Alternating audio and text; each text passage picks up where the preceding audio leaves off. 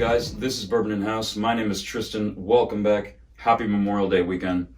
Thank you to our vets, those who have served in the past and are continuing to serve us. Thank you for your service.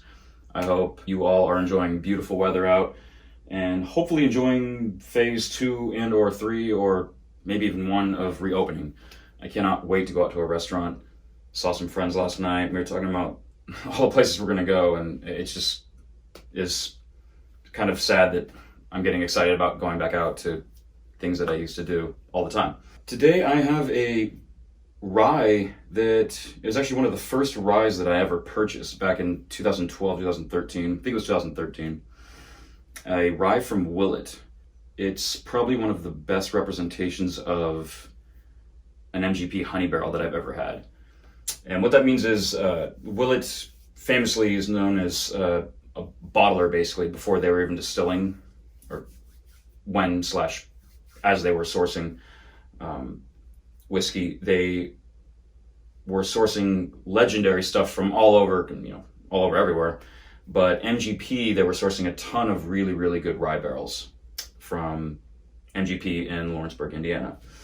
MGP stands for Midwest Grain Products, and they're the largest contract distiller in the United States, one of the largest holders of American whiskey, and you've probably had MGP. You've had MGP if you have ever had Bulleit Rye. High West, most notably, still to this day sources from there, along with it being blended with their own juice now that they've been distilling for years now. If you've had a number of craft distillers in the United States that have pushed out bourbon or rye as they're getting their feet on the ground, it's probably come from MGP. MGP is very, you probably don't know it, but you've had it even if you've never heard of the name. Put it that way. So yeah, this is, before they started redistilling their own stuff, they were pushing out a ton of legendary barrels, both bourbon and rye, and this is an MGP barrel that I found at a local shop back when this was very commonplace, and you could walk in and find single barrels of all different ages within reason, really any time of the year. Yeah, this was I think this was the 3rd or 4th rye I ever bought too. The first one was George Dickel, I remember that. And then this one was either the 3rd or 4th bottle I ever purchased. It really left a good impression on me, so I wanted to share it with you guys. 7 years old, 60.4%, 120.8 proof from barrel number 624. You also know it's from MGP because it says distilled in Indiana, bottled by the Willett Distillery, Bardstown, Kentucky. So whenever a bottle says distilled in Indiana on the back or anywhere on the label, that generally means it comes from MGP, generally speaking. Not always, but Indiana has a number of distillers, but it likely means that it comes from MGP. I look forward to doing some of their new juice in a future episode to kind of compare to this one. But MGP makes some of the best rye in the United States. Don't sleep on MGP. When people hear that Bulleit Rye is MGP, they usually kind of, turn their nose up. But MGP is not something to take lightly. They make some of the best whiskey in the United States. Specifically rye, in my opinion. This being a great example. Classic signature MGP. MGP holiness, in fact. Absolute honey barrel. I have actually nicknamed this Bubblegum Bomb because you get just huge notes of bubblegum. Sweet pickles, vanilla, caramel, sweet, the sweetest American oak. You get a little smoke too, like from campfire oak wood, like a log that's like burned out, and you can just smell the smoke coming off of it. Obviously not in the Scotch sense, but just that American oak smoke. Beautiful rye grains, they just pop out. And this bottle's been open for 6-ish, 7-ish years, and it's still vibrant as hell. Oxidization has not hurt it. Obviously, it was a little more fresh when I first opened it, but I mean, this, from my recollection, tastes and smells like it did the day I bought it. What's interesting about this is it's not a Rolodex of notes on the nose, but what it offers in spades. Everything I just mentioned.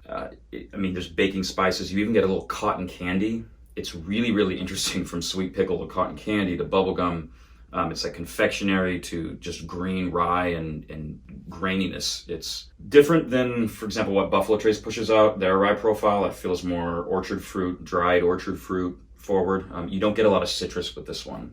which is, again, classic MGP. 95% rye mash bill, by the way. They do 2 rye mash bills. This is 95% rye. Oh, it's beautiful. On the palate, sweet, spicy, full-bodied. More bubblegum, more pickle juice. The pickle juice kind of subsides. You definitely get that bubblegum again. Hence me naming this bubblegum bomb. Heaps of caramel. There's almost a sweet brininess. So not like a savory brininess from pickles, but it's like a sweet brininess, like a sweet salty. It's really almost hard to put into words, but if you've ever had like a sweet pickle and then smelled the juice that's briny, but it's not like a salty briny, that's what you get. Finish is long, bubblegum bomb. More bubblegum, black pepper, big barrel char. I mean, the finish, yeah, it's not hot for 120 proof rye. Baking spices, oak, smoke, more, along with the rye grains. It just lingers, but that bubblegum just goes all the way through. I mean, it tastes kind of like you just spit out some bubblegum and there's that kind of lingering sweetness in your mouth. You know, like chewing bubblegum, like bazooka. Super, super cool. I love ryes that are unique like this. It's actually not my favorite style of rye. I actually like the more citrus forward, fruit forward ryes a little more. Not quite as complex as other ryes, but again, what it offers beautifully. I rated this at an 89.5, and I wanted to give it an A, but again, because of the lack of complexity, I would have given it an A, but I mean, it's just right there on the border. I mean, absolutely stunning effort from MGP. One of, many barrels that I've had over the years. The older stuff I find can typically pick up a little more complexity, obviously with the age, before the oak just takes over.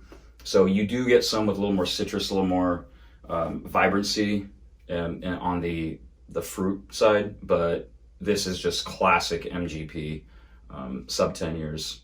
At 120 proof. I mean, it's probably oxidized to the extent that, it's not, there was probably a little bit more going on when I first opened it. And I've shared a lot of this over the years, so I've probably only had about that much. But the guys at Willett, Drew, I mean, they know their stuff. This is kind of, there's a lot of nostalgia on this bottle for me, because it's probably the last rye I'll ever buy that's under $100 from Willett. That isn't their standard, 4-year currently. Anything single barrel now goes for $300, something like that. I think, I don't even remember at the time, this is around $75 to $80. I think it might have been even 60. I really don't remember. But in fact, it probably was around that because when I was starting out buying rye, I wasn't spending over $100. But yeah, this is a beautiful honey barrel from MGP, Willett. Definitely keep your eye out for them. If you can find a good single barrel that's not hundreds and hundreds of dollars, go for it. I mean, spend what you want on your whiskey, absolutely. I wouldn't spend more than 120 bucks on this bottle. It's just not worth it to me. In fact, I probably wouldn't even spend that. But if you find one reasonably around that and have never had one, specifically if it's from MGP, definitely go for it. Bubblegum bomb. Going to continue to do more rye whiskeys, try and diversify a lot, and along with bourbon and single malt, a few Japanese whiskeys. Happy Memorial Day weekend. Cheers.